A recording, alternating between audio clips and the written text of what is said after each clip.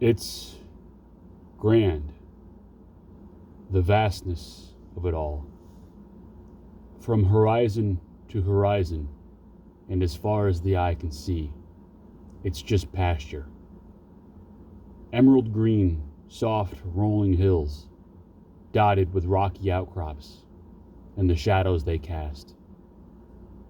Horse-drawn carriages lined up, but not moving, stand ready for the command to press on from the lead coach.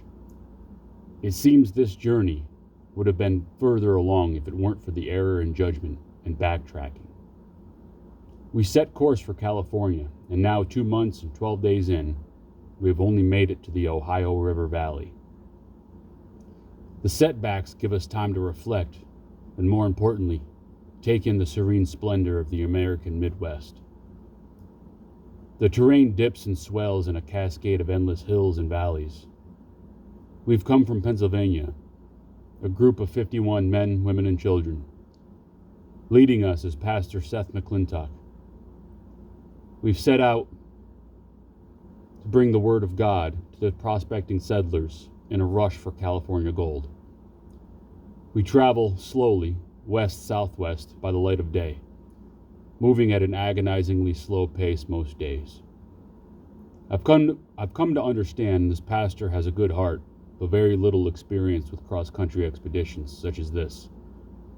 We move as a convoy through one valley into the other, fording rivers and pushing steadily forward up the muddy banks.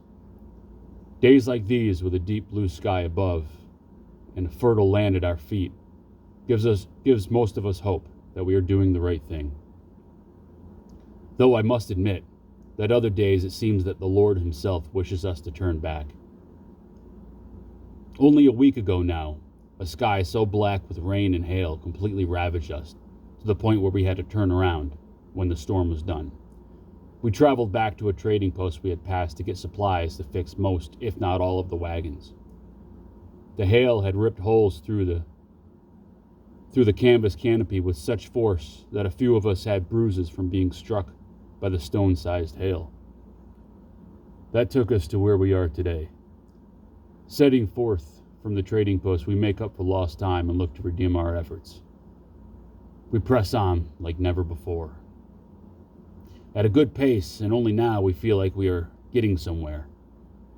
The pastor declares at the start of every day, "We set course for the Mississippi River by day's end." And by sundown, we've come closer, but the river is somewhere just to the west beyond our travels, as if it runs from us and plays a game of chase. Every day the pastor declares that this is our day, and every day we are given hope. To start the day with prayer, and then a light meal of porridge and salted pickerel, fills our bellies and our souls. So we press on. Towards the setting sun, as one day ends, it becomes another. Another night by the fire, under a sky so full of stars it makes you wonder how much beauty can we behold. Almost too much to bear. Under the heavens we ponder the next day's journey and listen as a meadow full of crickets lulls us into a comfort and sleep. Like every night, a fire burns bright while Pastor McClintock reads his Bible in the soft, warm glow.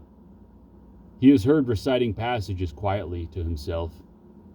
The paper between his fingers rustles as he turns every page. Early the next day, before sunrise, the stars grow dim and twinkle. The expansive horizon is painted with all the sun's radiance. Dawn has broken. On this day, the pastor looks tired, but undefeated. He stands tall atop his wagon, with an arm pointing due west. He confidently declares, Today is the day we step foot in the mighty Mississippi." His strong, deep voice reverberates through the camp. A whimper of cheers softly responds to his boastful claims.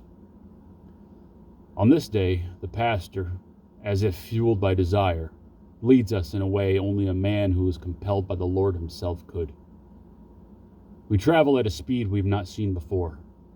Such a pace has the horses winded by midday. We brake as the sun is directly overhead. A few of the kids cry, others play. Women prepare a meal. The pastor, not happy with resting, takes a horse and declares that he is going to go ahead to survey the terrain. This is not characteristic of him, but none of us question it. We see a motivation in him that can't be discouraged. Riding on ahead, the pastor kicks his heels into the horse, mustering every bit of speed that the horse can produce. We watch him fade into the distant fields. Not much can be heard in the valleys, besides the sound of our own voices and the occasional crow as it caws somewhere overhead. A few dozen people talk in small groups, eating meals of local game, deer and trout. If you're lucky, you might get a piece of bread and some milk to go with your coffee. All of us now occupied as the minutes turn into an hour and the pastor reappears on the horizon. Just barely, we can make him out. We see him approach on horseback. With such speed, we wonder what has been witnessed beyond the hills. In no time, he comes to us, horse panting, nostrils flared and eyes wide as veins pulse under its light brown coat. The pastor dismounts the horse. Nearly getting his leg caught in the reins, he declares almost violently, "I've seen it!"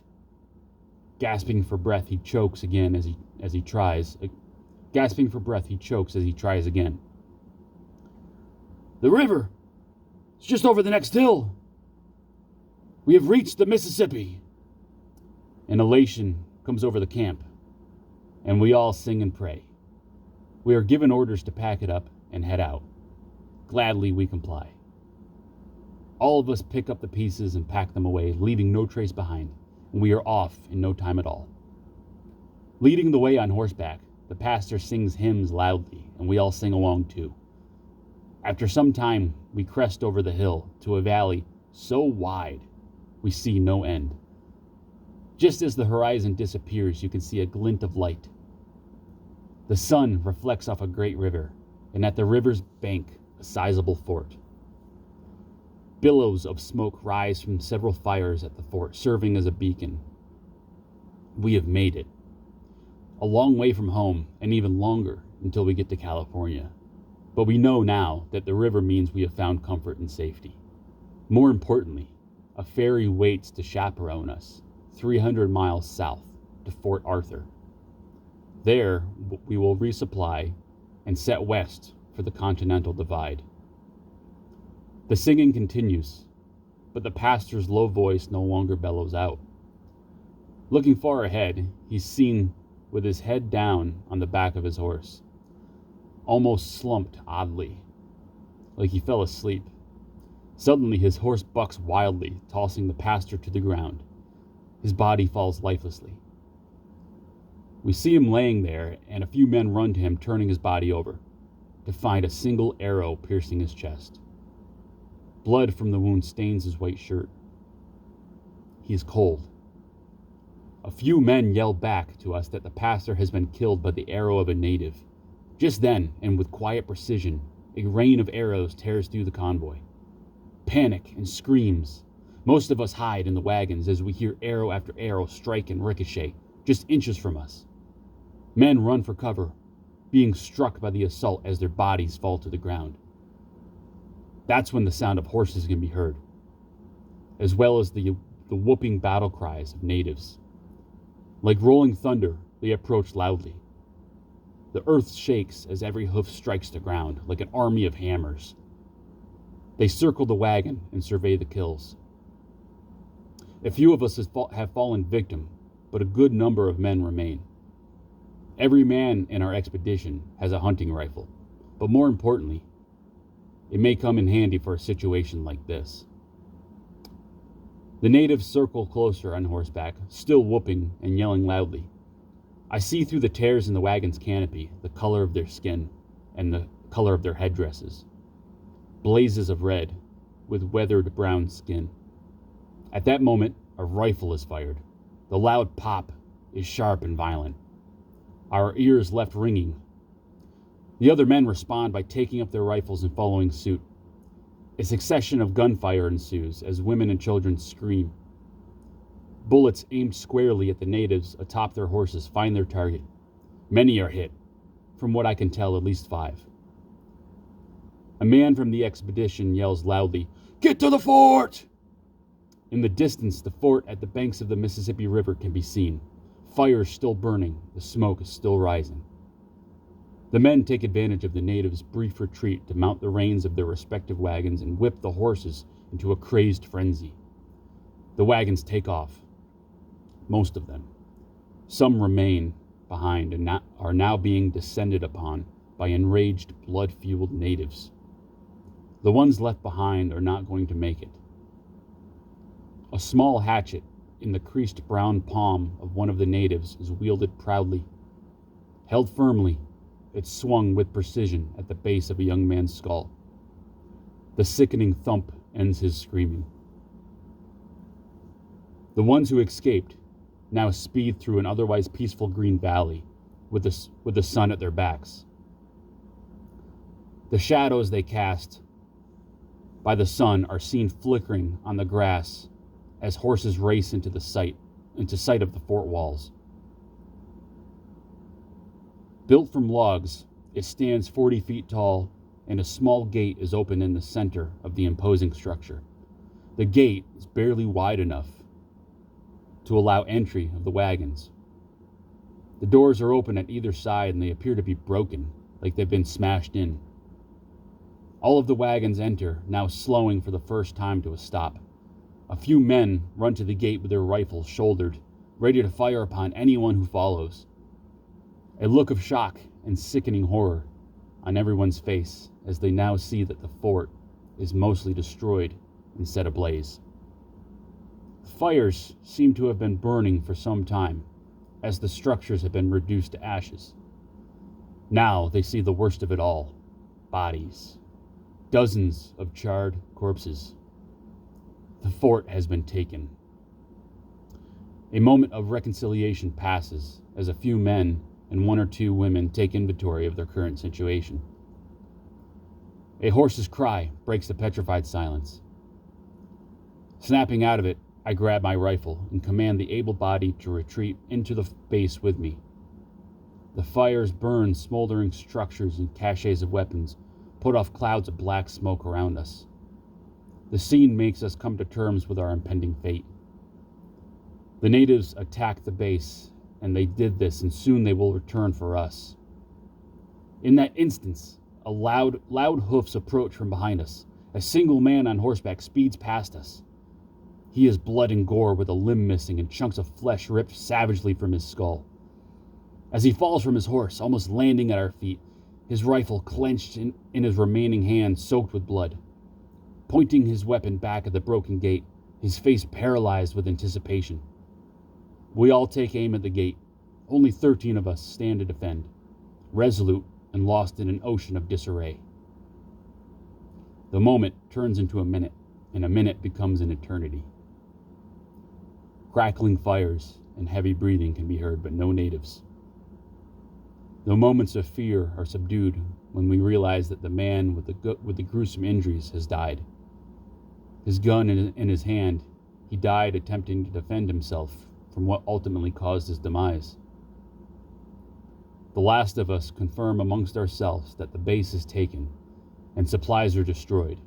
Staying here is certain death, and that our only hope is to escape to the river, hoping that a water-bound vessel can aid in our evasive retreat. Our path to the river is dotted with the remains of a deadly skirmish.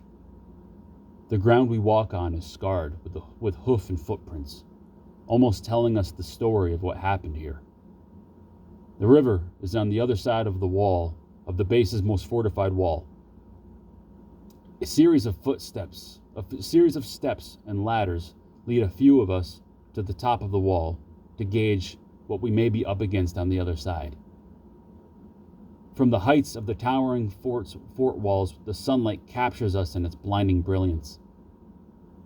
We see a great wide river, flowing and immense, but no boats or water-bound vessels of any kind. This has us left wondering why. Is it possible that while under attack, a few men from the base used the boats to escape, leaving the rest to suffer their fate? Our options are now running out. From up here, we scan the horizon for any sign of hope.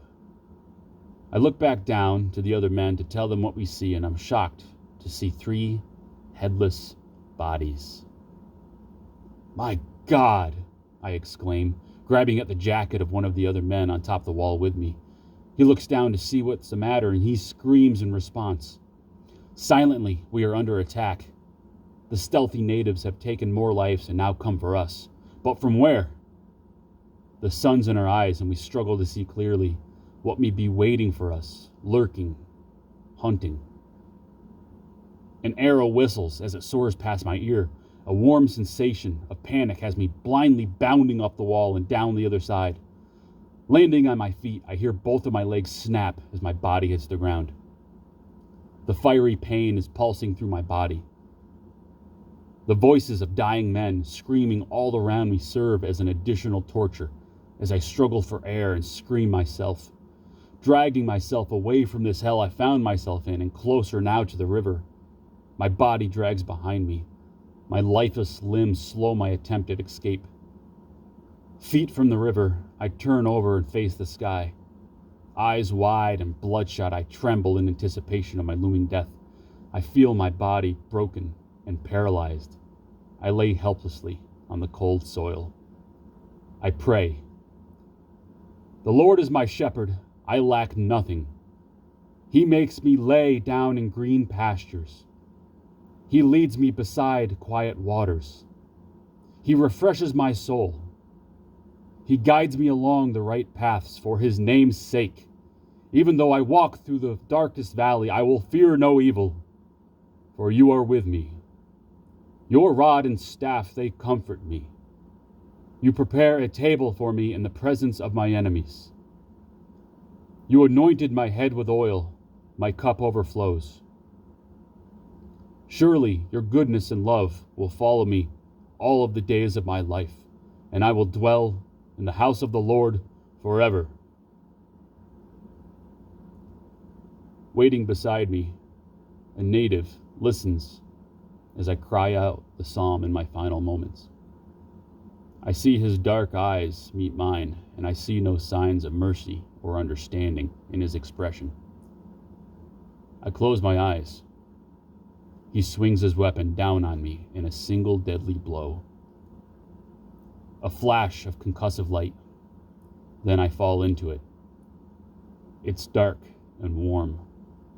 I embrace it. Like drifting to sleep, I'm carried away into the depths of the infinite blackness. Like the deepest waters, I sink into its abyss. The comfort of its absolution envelops me like a blanket, and I become one with the emptiness. Death's embrace has ended my journey, and in my attempt to bring the word of God to the good people of this land, I myself have gone home forever.